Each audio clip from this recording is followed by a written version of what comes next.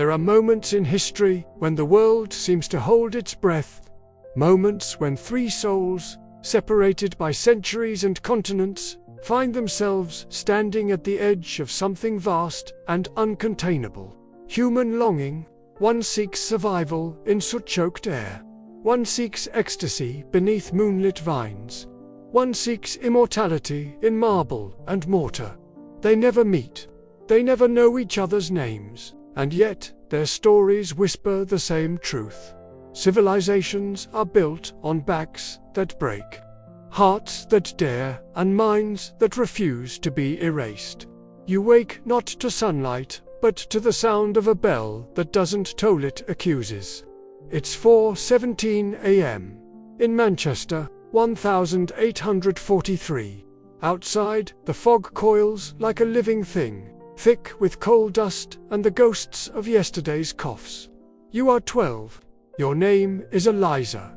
You don't remember a time before the factory. Your fingers are already calloused, your knuckles permanently scraped from hauling bobbins the size of your head. Your boots stitched from salvaged leather and hope-lick with every step through the slurry of rain, ash, and something you've learned not to identify. The factory swallows you whole the moment you pass its iron maw. Inside, the air isn't air, it's a soup of suffering. Cotton, lint, machine oil, and the metallic temps of fear. Around you, bodies move like clockwork ghosts, feeding looms that never sleep, never thank, never stop. The machines don't hum, they growl. Each gear, each piston, seems to hiss. You are replaceable. At noon, you're given 8 minutes to eat a crust of bread so hard it chips your tooth. You chew slowly, not from hunger, but from habit. Your eyes burn. Not from tears, tears are a luxury you haven't earned, but from the airborne fibers that cling to your lashes like tiny daggers. Later, a girl 2 stations over cries out, her sleeve caught in the shuttle. They don't stop the line, they never stop the line. Someone cuts her free with a dull knife. She wraps her forearm in a rag soaked with yesterday's tea and returns to work. No one speaks. No one looks. Speaking is wasted breath. Looking is wasted time. Time is money. And money is not yours. When the final bell rings, your bones feel like wet rope. You walk home through streets that reek of poverty and resignation. Your mattress is straw stuffed into burlap. Your blanket smells of mildew. But, as you lie there, listening to the wheeze of your younger brother's lungs, a single thought flickers.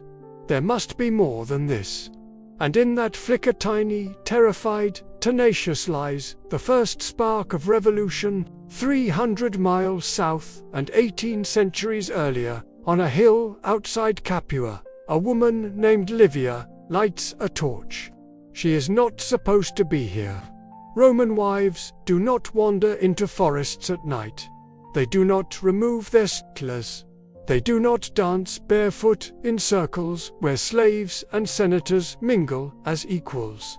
But Livia is not here as a wife. She is here as a seeker. The Bacchanalia do not begin with frenzy. They begin with silence, the kind of silence that follows a deep breath after years of holding it in, then a flute, then wine. Not the watered-down swill of the symposium, but undiluted, unapologetic, sacred wind, the blood of Bacchus himself. Tonight, the god does not demand obedience, he demands surrender. Livia dons a mask carved from olive wood, half goat, half goddess. It frees her. Behind it, she is no longer the daughter of a senator, no longer the wife of a stern magistrate. She is wild. She is seen. She is part of a circle where a freedwoman can place her hand on a patrician's shoulder, and no one flinches. The drums quicken, the torches flare. Boaties move not in the rigid lines of Roman discipline, but in spirals, leaps, tremors. Someone laughs. Someone weeps. Someone falls to their knees, arms raised to a sky that feels closer than it ever has before. This is not debauchery. This is communion. But Rome fears what it cannot control. And what it cannot control, it destroys. When the Senate decrees the Bacchanalia illegal, they don't just outlaw a cult, they outlaw feeling. Women are arrested. Men are executed. Altars are smashed. Yet, in hidden cellars, in whispered prayers over a single cup of wine, the spirit of Bacchus survives. Not in chaos, but in resistance. For to feel deeply in a world that demands numbness is the most dangerous act of all. In Damascus, a boy watches water flow through an aqueduct older than Rome. His name is Apollodorus. He is 10. Already, he sees what others miss, how an arch holds weight not by strength, but by balance. How a vault channels force like a river channels rain. His fingers trace carvings on temple walls, Persian geometry entwined with Greek harmony. He dreams not of gods or emperors, but of space, how to shape it, move through it, make it sing. Years later, in the heart of the empire, he stands before Emperor Trajan and says, "Give me a hill, and I will turn it into a story." And so he does. He carves away a mountain to build the Forum of Trajan, not as a monument to war, but as a cathedral of order. Every colonnade, every mosaic, every brick in the markets whispers the same truth. Civilization is not just conquest, it is curation.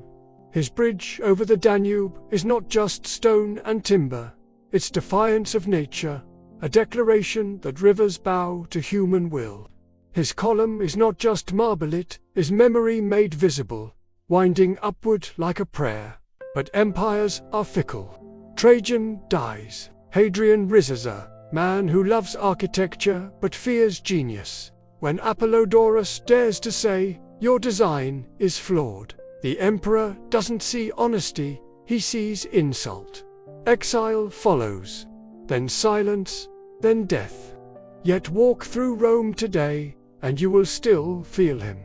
In the curve of an arch, in the logic of a marketplace, in the way light falls through a vaulted ceiling at dusk.